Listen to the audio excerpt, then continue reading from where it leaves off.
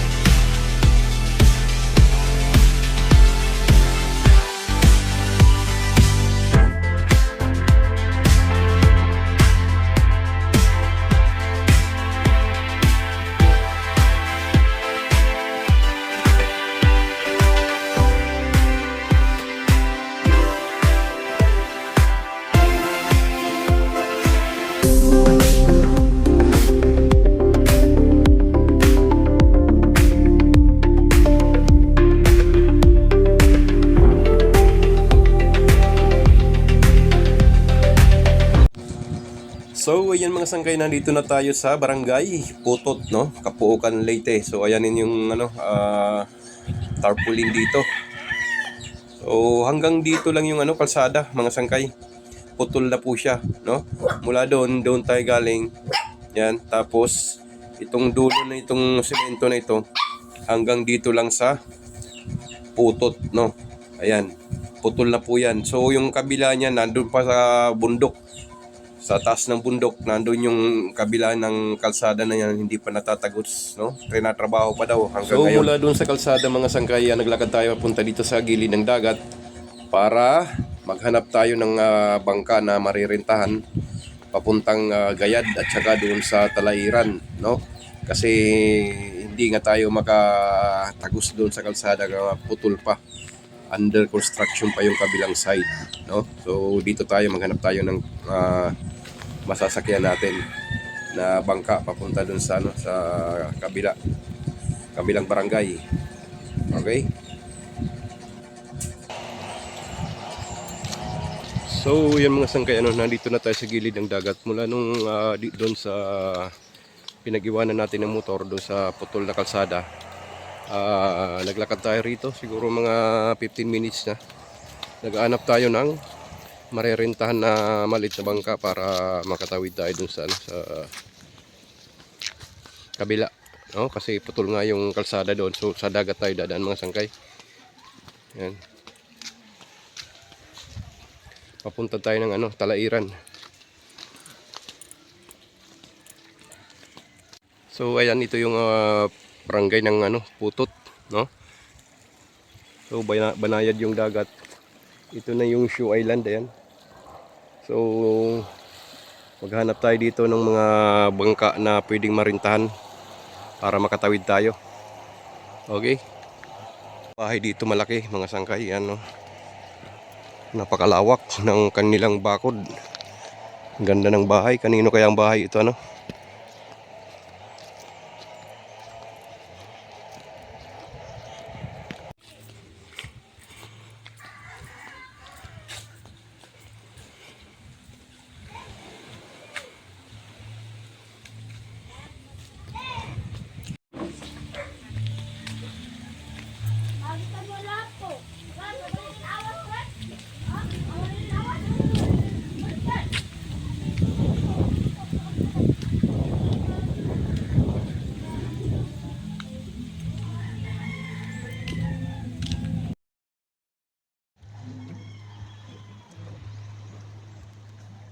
Wala, Romano.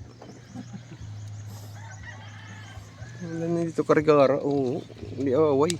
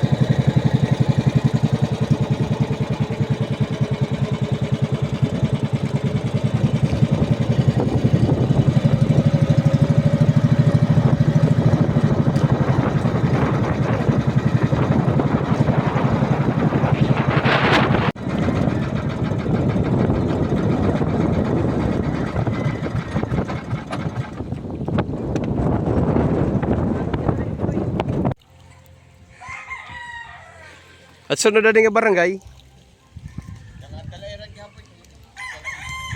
Kuan Manda, Rayo pa. Ah. So yun mga sangkay, pangalawang daong natin. Nandito tayo sa ngayon Gayat. Napansin ko lang dito doon galing tayo sa Talairan tapos dito sa Gayat. Ni isang motorcycle o kaya 4 wheels, wala tayong nakita rito mga sasakyan. Alam niyo kung bakit mga sanggay? Kasi hindi pa sila dito na aabot ng kalsada dun sa taas sa bundok, no? Kasalukuyang ginagawa. Kasi yung kalsada rito galing mula dun sa Kapuukan hanggang Putot, barangay Putot ng Kapuukan, Leyte. So yung papunta rito Gayad, Talairan hanggang dun sa kalapit na mga barangay, wala pang kalsada. So wala talaga akong nakita rito na mga motor o kaya 4 wheels, no? Motorcycle. Yun ang mahirap dito, yung transportasyon dito ay nasa dagat lang talaga. Mapapansin nyo dito, puro bangka, no? Mga sasakyang pang dagat lang talaga yung nandito. Ayan, mga naglalayag. Yung iba niyan galing pinamupuan doon sa Kapuukan, Leyte. Sa doon sa pier, no? Papunta dito sa Talairan, dito sa Gayad, tapos Kulasi, doon Maanda, Bakaw, no? O talagang puro bangka pa yung inaasahan dito, puro sasakyang pandagat. So baba tayo dito sangkay, punta tayo dito sa kanilang baryo. Mga bahay dito halos magkatatabi lang, no? Magdikit-dikit lang. Hindi ganun karami yung residente dito. Mga ilang bahay lang siguro. Nandito tayo sa harap ng school ng Gayad.